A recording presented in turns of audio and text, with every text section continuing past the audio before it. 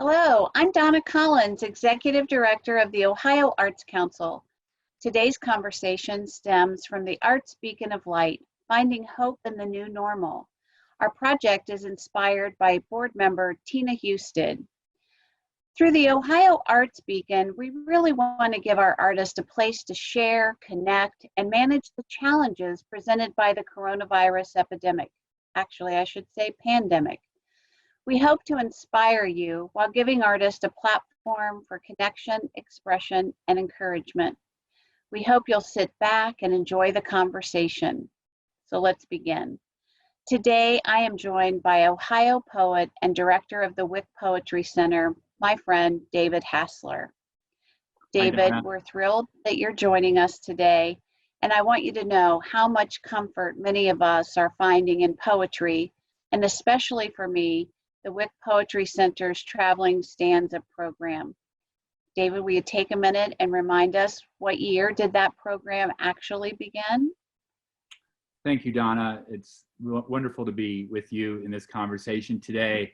Our Traveling Stanzas community arts project began actually in 2009 when our visual communication design professor, Valora Reniker at Kent State University, called me out of the blue and asked me if I had some poems that she could give to her graphic design students at Kent State University to make into posters that would travel on the RTA buses and trains in Cleveland. So initially she thought, why don't we have published poems? But I began to think, what if we brought to these design students poems from our own community, poems from everyday folks who participate in our robust outreach writing workshops in the community, children, seniors, patients, caregivers, and what if our community could see these poems moving throughout our community and encounter them in public spaces that are the voices of our own members and examples of everyday folks finding meaning in poetry and finding a way to create that leaping thought, to create that memorable language.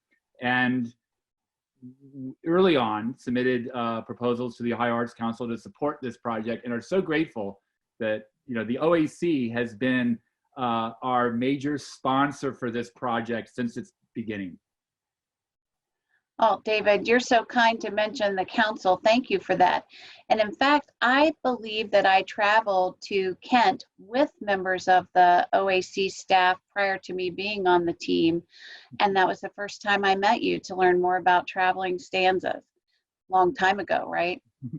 Well, time is a little elastic these days. So in some ways it feels not long ago at all, Donna, and I treasure the relationship that we've had over the years. You're so kind, David. Thank you. Well, one of the questions on our mind is about the COVID-19 crisis and how it's impacting writers.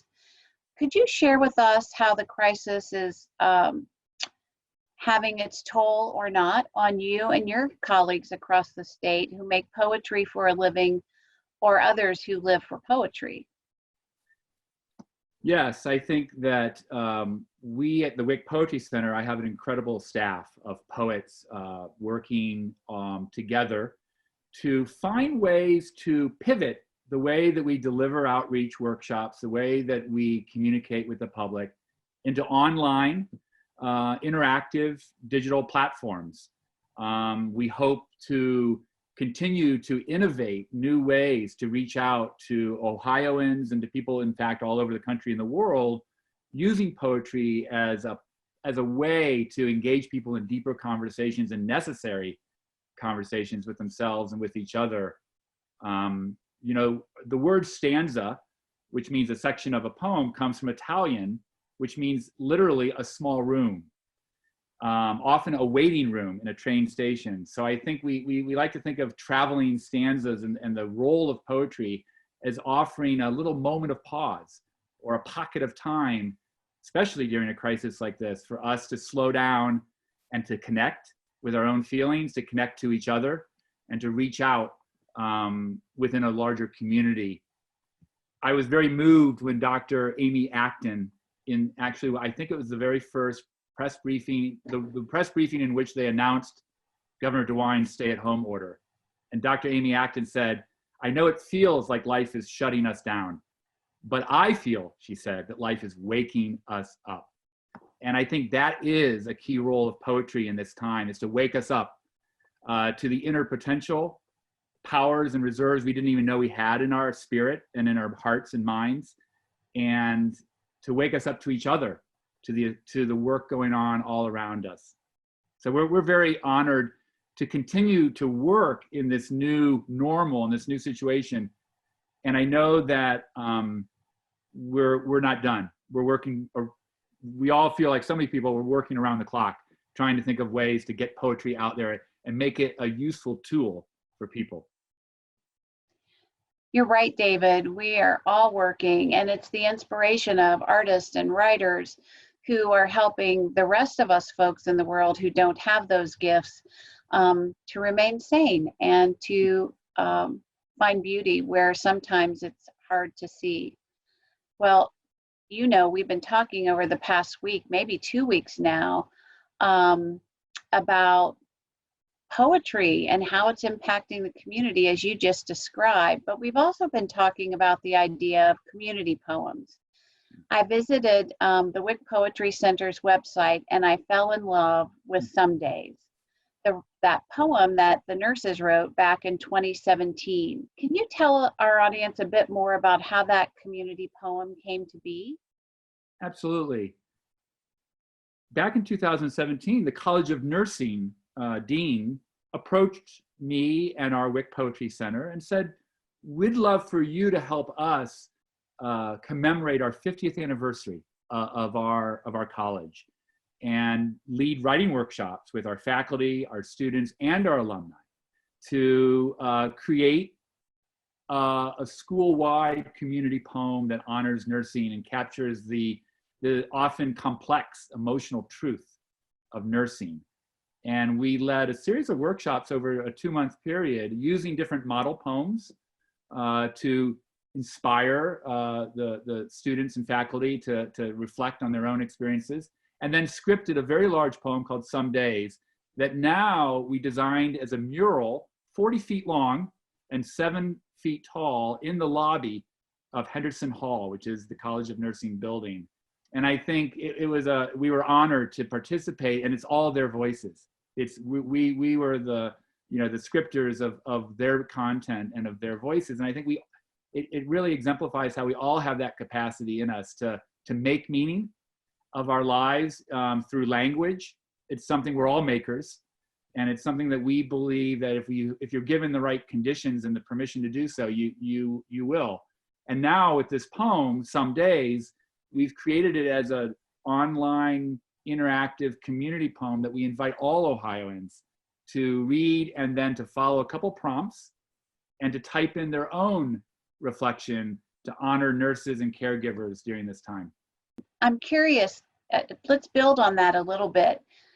I'm curious about how that poem written 3 years ago has impacted your thinking about the state of the world we find ourselves in. We're fully immersed in the devastation of the coronavirus, the bravery of our essential workers, and the need for community engagement with one another. Tell us about what Some Days has evolved to be today. What Some Days has evolved to be is representative of, I think, the potential in all expressive writing. And that is, writing is a way of making meaning of our lives and giving a shape to it. And ultimately, it invites us into a healing conversation with ourselves and a way of connecting with others through our words. And we like to point out at the Wick Poetry Center the difference between healing and curing, and we're in need of both these days. So to cure is to eradicate a virus. We are cured of cancer, but often what we go through to reach that cure, the chemotherapy, the surgery, we feel not at all healed. In the end, we're broken and from that traumatic experience. And the word to heal from Old English, and we're all word nerds at the Wick Poetry Center. So the etymology of the word to heal, it means literally to make whole or to integrate. And so we need both. We need to go through a cure to eradicate and to get the testing for COVID-19 and to bring that relief to individuals in our communities, but we also need a deep healing. And I think the mental health crisis that has evolved out of this crisis is becoming more and more apparent. And healing is possible even when we work with palliative care patients at the end of their life. What they're going through is a desire to heal, that is to make whole their memories, their life review, and to reach and to leave a legacy for others. So healing can happen even without a cure, but healing needs to happen certainly with a cure. And I think that poetry offers us these healing conversations and this opportunity to be makers. And so the work, we hope that the Some Days community poem that we have invited all Ohioans and people all over the country to participate in, we hope to script new community poems. And then to reach back out to those individuals whose stanzas we're using, have them follow a simple process to record on their iPhone their voice, their stanza, and then to edit those into new community video poems that can be shared and offer, I think, hope and some solace to all of us looking for it now. Thank you, David. I think that you mentioned to me that you have a Zoom reading by nurses from around Ohio in support of healthcare workers. I had the pleasure of previewing that video a bit, and it's quite moving. If you don't mind, I'd like to take a minute to share it with our audience.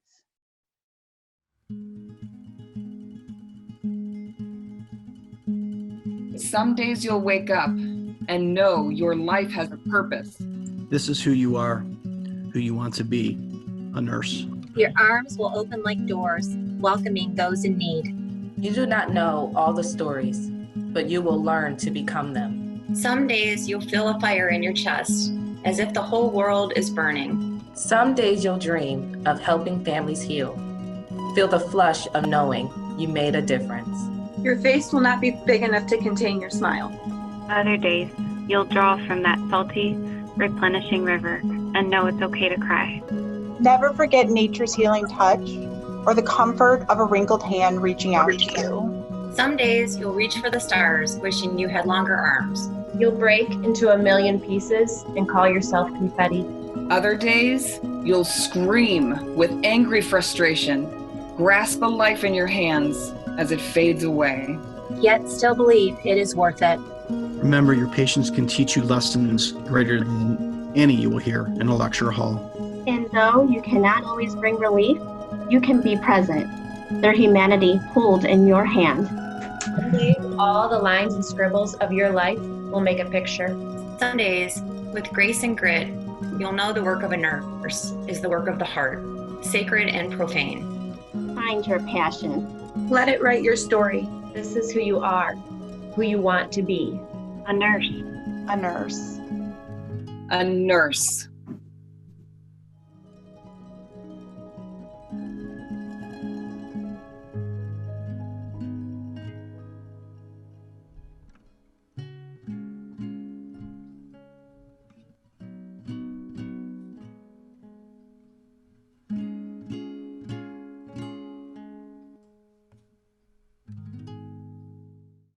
David, this is all very exciting. I must admit, I participated in Some Days as a member of the community earlier this week.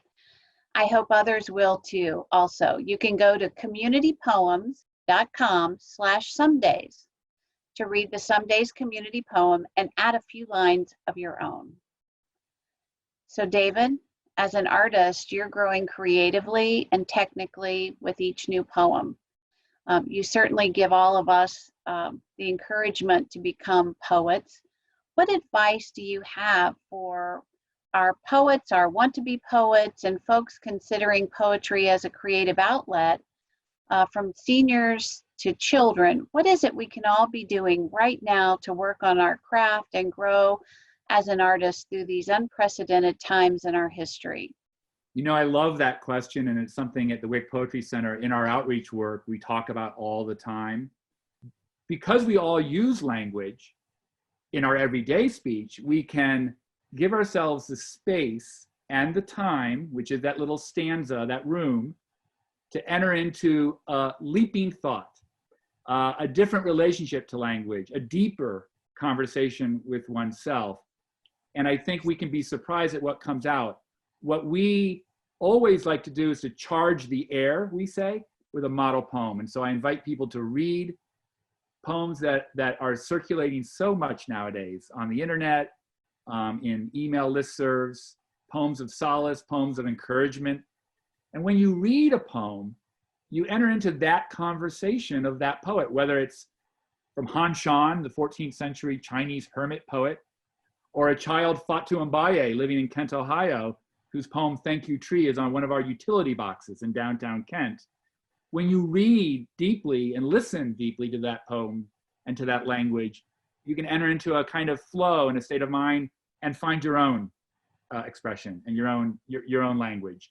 So I think this idea of slowing down and pausing, I mean, certainly we're all asked to stay at home and right now, and I think this idea of staying at home inside the rooms of a poem is another way of being deeply connected to ourselves and to each other in those small stanzas of a poem. So our hope is that through this crisis, we will wake up to how life is waking us up to this potential in us to participate in the joy and the healing work of expressive writing. Well, David, that's a great segue to my next question. So when we're thinking about what's happening in our world today, how are you being inspired? What do you hope for the future? You know, that's a very great question. I think every crisis has an opportunity to draw on new strength that we didn't know we had. And it has an opportunity to realign values and to realign our relationships. And so we hope that, you know, through these processes of these community poems, we wake up to that potential in us to find deeper value and deeper alignment and conviction with one another, certainly initially with some days, with our caregivers, our nurses, and all of our essential workers doing this work that is so valuable right now in keeping our communities safe and still, you know, functioning. But I think, how do we pivot out of the immediate moment of this crisis into longer term new alignments of relationships? And to be honest, I mean, I know my background is in the arts, but I think that how we feed and heal a culture through the arts, not just writing, but all the arts, is such an important need. David, I love that you mentioned all of the arts, because it seems like now more than ever that I am seeing so much virtual work happening when I'm looking at my phone or scrolling through Facebook or looking for my own inspiration to difficult situations or hard issues to think about. And so, yes, it's poetry, it's writing, but it's also dance and the beauty of visual arts and the live streaming of theater and the opera or the symphony. It's all of that. And so now, to get my own fill up for the day, I had asked you just prior to the interview if you would be willing to share one of your poems with us, and you said yes. Thank you so much for that. So if you're ready, we're prepared to hear your selection, David, and we're really honored that you would share your poetry with us.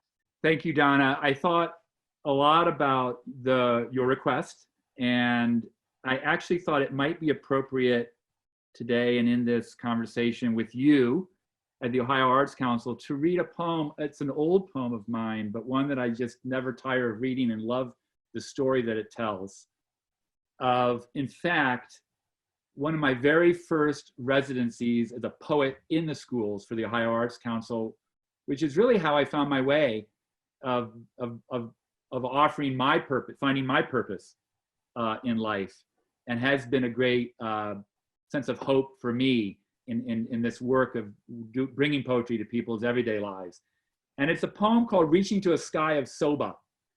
Real quickly, it tells the story of working at St. Sebastian School in Akron, Ohio. and talking about my year living in Tokyo in my mid-20s and my love of ordering bowls of soba soup on the street corners at soba shops. And of course, fifth graders were fascinated at the idea that you could slurp. In fact, it was considered, polite at these noodle shops to slurp your hot noodles with holding your chopsticks. So it's a poem that I think captures how we can charge the air with storytelling and with our own language, and then invite leaping thoughts, new phrases, metaphors that come out of any of us in response in that conversation of poetry. And in fact, the story this poem tells is how I began to understand what it was I was doing and how I could teach poetry in the schools. So my students taught me this: reaching to a sky of soba. I walked past winter boots lined up in rows. Through the door, Miss Brown's 10 o'clock 5A English. My first day teaching poetry in the schools, the students crowd around. They want to know how tall I am and if my hair is real. A stranger in the room, I stand near a small stool they call the author's chair. Snow falls outside beyond windows, dressed with pilgrim hats and turkeys. Reading my poem, Eating Soba, I say, poetry lets you talk to things you don't normally talk to, and here I'm talking to noodles, as though my bowl were a smiling friend. In Japan, you can slurp as loud as you want. The louder, the greater the compliment to the chef. The class practices slurping. One boy asks, could you say the sky is a bowl of soba? I smile, yes. Then the sun is a raw egg floating in it. Another hand appears. Trees are chopsticks. Heads turn to look out the window. And clouds are steam rising above. The students gasp and applaud. Planets are onions. The moon is a bump at the bottom of the bowl. Earthquakes break up the noodles. Their rumbling is slurping. Our mouths are black holes breathing it in. God is the chef. Meteors are coins we throw down to pay. Then the shy boy looking at the floor raises his hand.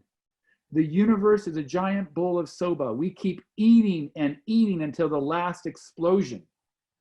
When the universe ends, he says, our bowl is empty. The bell rings, their hands still reaching in the air.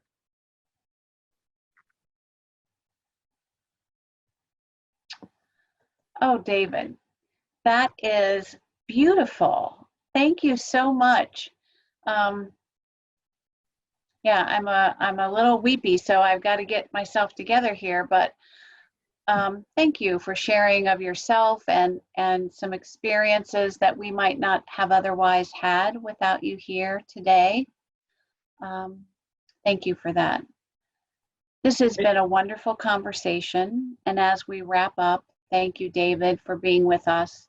You are a beacon of light, and together we are finding hope in the new normal. To our audience, if you want to know more about David and his work, you can visit his website at kent.edu/wick. And for more information about the Some Days community poem, visit communitypoems.com/somedays. For more inspiration and stories from our Arts Beacon of Light, Finding Hope in the New Normal project, we welcome you to visit us at oac.ohio.gov/Ohio Arts Beacon. You can also follow the OAC's Arts Beacon of Light on Instagram at Ohio Arts Beacon. We hope artists will submit their stories and share their light in your world with all of us. Until next time, let's all find hope in the new normal, and remember, the arts in Ohio are better when we work together.